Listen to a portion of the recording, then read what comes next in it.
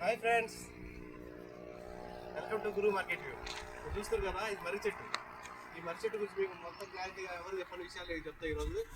కావచ్చు చూసుకో. ఓకే, ఇక నేను రోడ్డు మీద పడింది చెట్టు, అందువల్ల రోడ్డు మీద తీసుకోవాలి. కొంచెం డిఫరెన్స్ ఉంటుంది, అర్థం చేసుకోండి.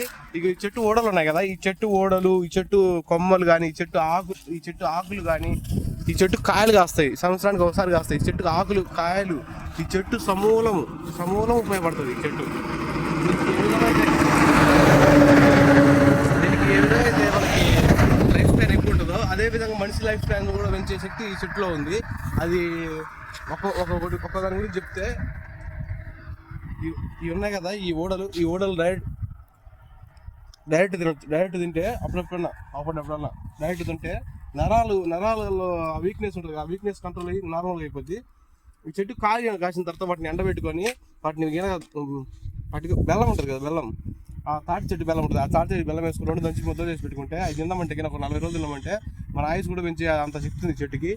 ఈ చెట్టు కూడా సేవంతి, ఈ చెట్టు కూడా అనుమానంలో జీవం ఉంటుంది. ఈ చెట్టు ఓన్లీ ఏరే కాదు, కొమ్మల నుంచి కూడా మన చెట్టు పుట్టగలుగుతుంది. అంత పవర్ఫుల్ చెట్టు. భూమిలో ఉన్న చెట్లు అన్నిటికంటే ఎక్కువ లైఫ్ స్పాన్ ఉన్న చెట్టు ఇది ఒకటే అనుకుంటున్నా తెలిసి.